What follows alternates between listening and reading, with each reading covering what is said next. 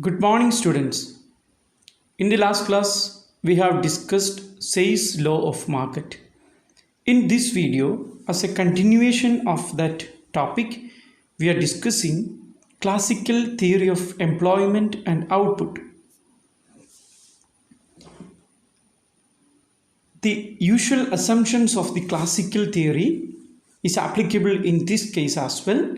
The production, it's a production. Here the output is determined on the basis of the factors of production used in that production process. As you all know, production function represents a technical relationship between inputs and outputs. For this particular production function, the following assumptions are valid. There is a perfect competition in the factor and product markets. All the factors of production are perfectly mobile. In the short run, this is very important assumption. In the short run, the capital stock is fixed and the technology is also fixed, so that any increase in output is solely due to the variable factor.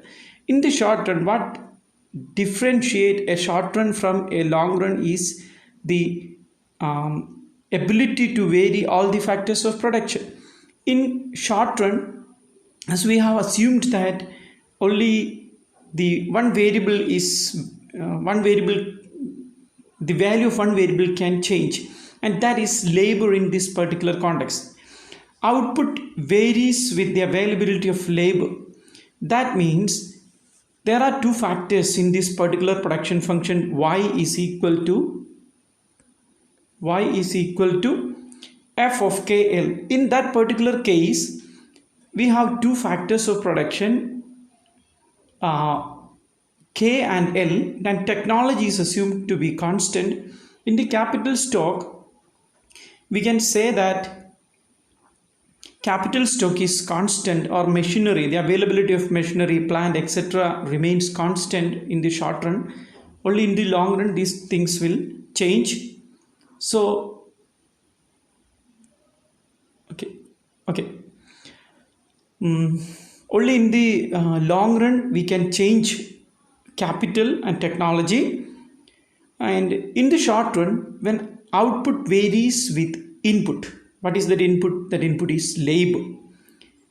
Labor is homogeneous, as we have stated in the previous classes or the previous sessions, and increase in output is not uniform across all the regions or across all the regions of input use. We can combine labor and capital in different combinations. We can substitute labor and capital, but in this case we have only a particular level of capital, and we can add more and more labor with that particular amount of capital. The capital stock is constant in this particular case. So output can be increased by increasing the level of use of that particular factor, which is variable, and in this case that is labor.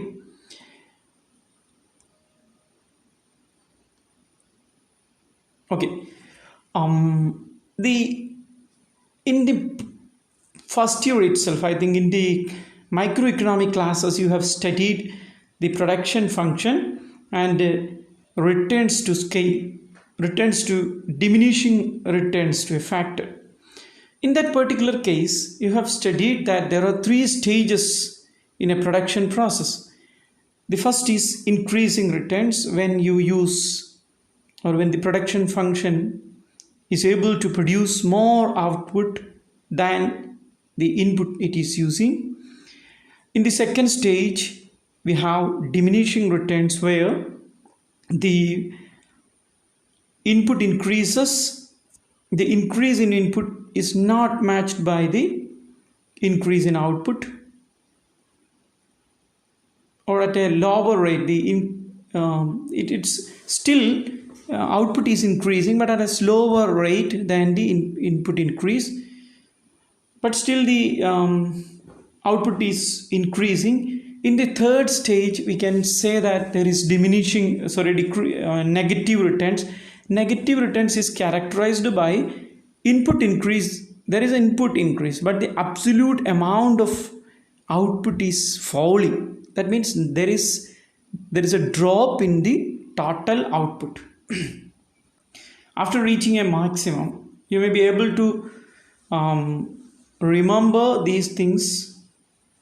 Okay, in this particular case, we have given an example of a production function where n is the amount of labor, y is the total output, and delta y by delta n represents the marginal productivity of labor. N is the labor.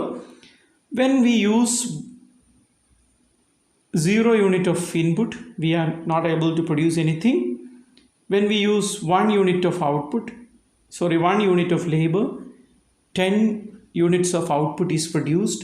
So the contribution of this labor to output is 10, or change in output is 10. When we use 1 more unit of labor, this becomes 20. The change in output is 10. Change in output is 10. Change in labor is 1. That is 10 by 1 is equal to 10. Okay. In the next case, we have 3 units of labor. Output is 28. The addition to this output, that is 20 to 28, that is 8 unit of output, and labor use is 1. 8 by 1 is equal to 8. Okay, we are using 1 more unit of labor. The output has reached 33. That means it has increased by 5. So the change in output is only 5. There is a trend. In the initial stages, 10 was the amount, or the output was increasing at the rate of 10 when 1 more unit of labor was used. But that increase was moderated when we used 3 units. The output actually increased from 20 to 28, but that rate, that increase, that incremental change in that output is only 8. അതായത് ഈ ഭാഗത്തെല്ലാം ഞാൻ output labour use ചെയ്യുമ്പോൾ കൂടുന്നുണ്ട്. ആ 34 വരെയുള്ള ഭാഗത്ത് എല്ലായിടത്തും output കൂടിക്കൊണ്ടിരിക്കുകയാണ്, സ്റ്റിൽ പോസിറ്റീവാണ്. പക്ഷേ അതിൻ്റെ വേഗത, ആദ്യം അത് ഓരോ യൂണിറ്റ് ലേബർ ഉപയോഗിക്കുമ്പോൾ 10 യൂണിറ്റ് വെച്ച് വർദ്ധിച്ചുകൊണ്ടിരുന്നു. രണ്ടാമത്തെ യൂണിറ്റ് ഓഫ് ലേബർ ഉപയോഗിക്കുമ്പോഴും 10 യൂണിറ്റ് ഓഫ് ഔട്ട്പുട്ടിലേക്ക് എത്തി. പക്ഷേ മൂന്നാമത്തെ യൂണിറ്റ് ഓഫ് ലേബർ ഉപയോഗിച്ചപ്പോൾ നമുക്ക് കാണാൻ കഴിയും അത് 8ആയി. എന്നുവെച്ചാൽ ഔട്ട്പുട്ട് 20 ഔട്ട്പുട്ടിൽ ഇൻക്രീസ് ഉണ്ട്, പക്ഷേ വേഗത കുറഞ്ഞു. ഇത് നാലാമത്തെ യൂണിറ്റിലേക്ക് വരുമ്പോൾ 33 യൂണിറ്റ് ഓഫ് ഔട്ട്പുട്ടേ ഉള്ളൂ. ദാറ്റ് മീൻസ് ഔട്ട്പുട്ട് കൂടിയോ? Output has definitely increased. But the problem is that rate, that incremental change, that is delta y by delta n, അതായത് change in output due to change in labour എന്ന് പറയുന്നത് എന്ത് ചെയ്തിട്ടുണ്ട്? അതിൻ്റെ വേഗത കുറഞ്ഞു. Okay, അപ്പോൾ ഇനി ആറാമത്തെ യൂണിറ്റ് ഓഫ് ഔട്ട്പുട്ട് എടുക്കുക. ആറാമത്തെ യൂണിറ്റ് ഓഫ് ഔട്ട്പുട്ടിന് എന്താണ് പ്രത്യേകത?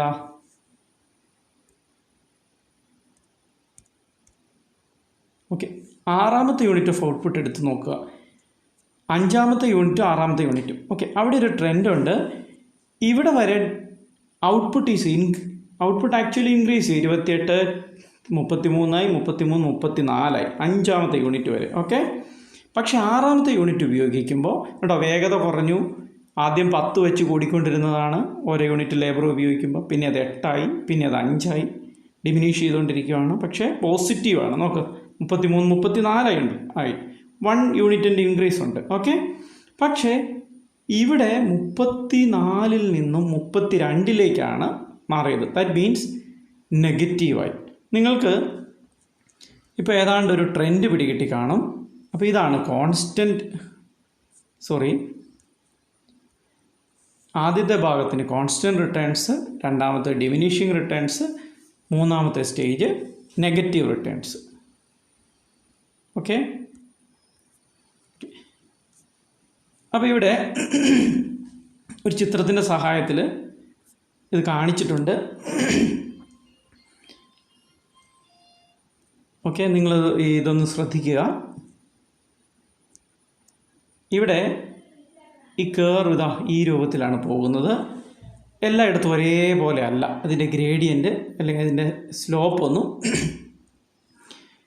ആദ്യം ഒരു യൂണിറ്റിൽ നിന്നും 1 യൂണിറ്റ് ആയി. അപ്പോൾ 1 യൂണിറ്റ് ഉള്ളപ്പോൾ എത്രയാ? ബി വരെ എത്തി. B output 10, labour use 2, labour use 1 കൂടി കൂട്ടി. അപ്പോൾ ഇതെവിടെ എത്തി? 20-ലെത്തി. ഓക്കെ, അതാണ് ഈ കാണിച്ചിരിക്കുന്നതിൻ്റെ ചെരിവ് ΔY/ΔN. ഇനി വീണ്ടും കൂടി ഒന്നുകൂടി 3-ലെത്തി. അപ്പോൾ എന്ത് ചെയ്തു? 28-ലേക്ക് എത്തി. ഈ പോയിന്റ് ഡി എന്ന് പറയുന്ന പോയിന്റിൽ. ഇതങ്ങനെ ആ പോയിന്റ്സ് ഓരോന്നും നമ്മൾ മുമ്പ് വരച്ചിട്ടുള്ള ആ ഉദാഹരണം തന്നെ 4ാമത്തെ യൂണിറ്റ് ഉപയോഗിച്ചു. 4ാമത്തെ യൂണിറ്റ് ഉപയോഗിച്ചപ്പോൾ 32ആയി. 5ാമത്തെ യൂണിറ്റ് ഉപയോഗിച്ചപ്പോൾ 34ആയി. 6ാമത്തെ യൂണിറ്റ് ഉപയോഗിച്ചപ്പോൾ വീണ്ടും അത് 32ലേക്ക് വന്നു. അതായത് നെഗറ്റീവ് റിട്ടേൺസ് നോക്കുക. ഓക്കെ, അപ്പോൾ നമ്മൾ ഈ ഇൻക്രിമെൻ്റൽ ചേഞ്ച് ഉണ്ടല്ലോ, 10, 10, 1, 5, 10, 5 എന്നിങ്ങനെയുള്ള റേറ്റ്, അതാണ് നമ്മളിവിടെ വരച്ചിരിക്കുന്നത്. ഈ മാർജിനൽ, നമുക്കിതിൽ നിന്ന് ഒരു കാര്യം മനസ്സിലാക്കാൻ കഴിയും. ഈ ലേബറിൻ്റെ പ്രൊഡക്ടിവിറ്റിയാണ് ഇവിടെ കാണുന്നത്. അതായത് ഔട്ട്പുട്ട് വർദ്ധിച്ചു. 1 യൂണിറ്റ് ലേബർ വർദ്ധിക്കുമ്പോൾ ഔട്ട്പുട്ട് എത്ര വർദ്ധിക്കുന്നു എന്നതിൻ്റെ ഒരു അളവാണ്. അതായത് ΔY/ΔN ആണ് മാർജിനൽ പ്രൊഡക്ടിവിറ്റി ഓഫ് ലേബർ. എന്ന് പറഞ്ഞാൽ എന്താണ്? When we use 1 unit of labor, how much it contributes, how much amount of output it is contributing, that is the marginal productivity. Whenever we make a hiring decision of labor, we have to be concerned about this. ഒരു production process ലേബറിനെ ഉപയോഗിക്കുമ്പോൾ നമുക്ക് ഒരു producer എന്ന നിലയിൽ, പ്രൊഡ്യൂസർക്ക് എന്തായാലും ലേബറിനെ employ ചെയ്യുമ്പോൾ return കിട്ടണം അല്ലേ? അയാൾക്കത് ലാഭകരമാകണം. എങ്ങനെ ലാഭകരമാവുക? അയാൾക്കതിൽ നിന്നും ഔട്ട്പുട്ട് പ്രൊഡ്യൂസ് ചെയ്യാൻ കഴിയുമ്പോഴാണ്, ലാഭകരമായി വിൽക്കാൻ കഴിയുമ്പോഴാണ്. അപ്പോൾ ഇതാ ഇവിടെ ആദ്യത്തെ യൂണിറ്റ് ലേബറിനെയൊക്കെ എടുക്കുമ്പോൾ, ഓരോ യൂണിറ്റ് ലേബറും എടുക്കുമ്പോൾ ആദ്യം 10 യൂണിറ്റ് ഔട്ട്പുട്ട് വീതം ആഡ് ചെയ്തുകൊണ്ടിരുന്നു. പിന്നെ അത് 8ആയി. മുമ്പ് പറഞ്ഞ ഉദാഹരണം നോക്കിയാൽ മതി. പിന്നെ അത് 5ആയി. പിന്നെ അത് 2ആയി. ഒടുവിൽ അത് 0 കടന്ന് -2ലേക്ക് എത്തി. അപ്പോൾ ഇയാൾക്ക് ഈ -2 ആഡ് ചെയ്യുന്നത് വരെ ബുദ്ധിയുള്ള ഒരാൾ ഒരു ലേബറിനെ നമ്മൾ കൂട്ടി, അഡീഷണലായിട്ട് ഒരു ലേബറിനെ കൂടി ഉപയോഗിക്കുക. അപ്പോൾ ഔട്ട്പുട്ട് കൂടുന്നില്ലെന്ന് മാത്രമല്ല, ഔട്ട്പുട്ട് കുറയുകയും കൂടി ചെയ്യുന്നു. അതിൻ്റെ അർത്ഥം ആ യൂണിറ്റ് ലേബറിനെ ഈ പ്രൊഡക്ഷൻ പ്രോസസ്സിൽ നിർത്തിയിട്ട് കാര്യമുണ്ടോ? കൂലി കൊടുക്കണ്ടേ? എന്തെങ്കിലും ആഡ് ചെയ്താലല്ലേ അവന് കൂലി കൊടുക്കുന്നതിന് അർത്ഥമുള്ളൂ. അപ്പോൾ ഇനിഷ്യൽ സ്റ്റേജസിൽ marginal productivity was 10. At later stages നമുക്കൊരു there is a negative sloping curve that represents one thing. When we add more and more unit of labor to a fixed factor, its productivity will ultimately be declining. എന്ന് വെച്ചാൽ ഒരു factor, ഒരു variable ഫാക്ടറിനെ ഒരു fixed ഫാക്ടറിൻ്റെ കൂടെ നമ്മൾ വീണ്ടും വീണ്ടും combine ചെയ്തുകൊണ്ടിരുന്നാൽ അതിൻ്റെ പ്രൊഡക്ടിവിറ്റി കുറഞ്ഞ് വരും. അത് ഡിമിനിഷിങ് റിട്ടേൺസ് എന്ന് പറയുന്ന സ്റ്റേജിൽ കൂടി കടന്നു പോകും. അവസാനം അത് നെഗറ്റീവ് റിട്ടേൺസിലെത്തും.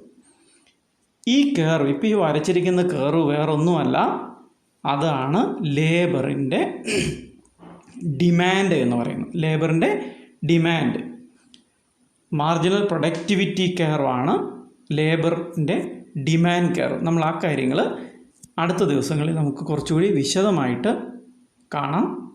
ഇപ്പോൾ ഈ പ്രൊഡക്ഷൻ ഫങ്ഷനും അതിൽ നിന്നും ഇപ്പം നമ്മൾ ഇതുവരെ പറഞ്ഞില്ല ഇതിൽ എവിടെയാണ് ഇപ്പോൾ നമ്മുടെ ഇക്കോണമിയിൽ ഇതിൽ ഏത് ലെവലിലാണ്, ഇവിടെയാണോ പ്രൊഡ്യൂസ് ചെയ്യുന്നത്, ഇവിടെയാണോ പ്രൊഡ്യൂസ് ചെയ്യുന്നത് ഒക്കെ എന്ന് അറിയണമെങ്കിൽ എന്ത് വേണം? ഇപ്പോൾ ലേബർ എത്രമാത്രം പ്രൊഡ്യൂസ് ചെയ്യുമെന്നല്ലേ അറിഞ്ഞിട്ടുള്ളൂ. We need one more thing, that is the supply of labour. എത്രമാത്രം ലേബർ ഇവിടെ സപ്ലൈ ചെയ്യും ഓരോ ലെവലിലും. ഈ ഓരോ ലെവൽ ഓഫ് ഔട്ട്പുട്ട് തരുമ്പോഴും, ഈ ഓരോ ലെവൽ ഓഫ് ഔട്ട്പുട്ട് ആഡ് ചെയ്യുമ്പോഴും ലേബറിന് എത്രമാത്രം കൂലി കൊടുക്കണമെന്നും കൂടെ അറിയണ്ടേ? ഓരോ കൂലിക്കും എത്രമാത്രം ലേബർ സപ്ലൈ ഉണ്ടാകുമെന്ന് അറിയണ്ടേ? എങ്കിലല്ലേ അത് അവർ രണ്ടും കൂടി ഇക്വിലിബ്രിയത്തിലാവുന്ന പോയിന്റിലല്ലേ നമുക്ക് എന്ത് ചെയ്യാൻ കഴിയൂ?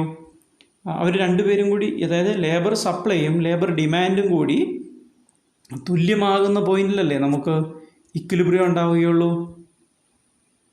ഓക്കെ, അപ്പോൾ ഇപ്പം നമ്മൾ പറയുന്നത് ഒരു ഭാഗം മാത്രമേ ഉള്ളൂ, ലേബറിൻ്റെ ഡിമാൻഡും പ്രൊഡക്ഷൻ ഫങ്ഷനും മാത്രം. In the next class, we will be discussing about labor supply and equilibrium in the market. Okay.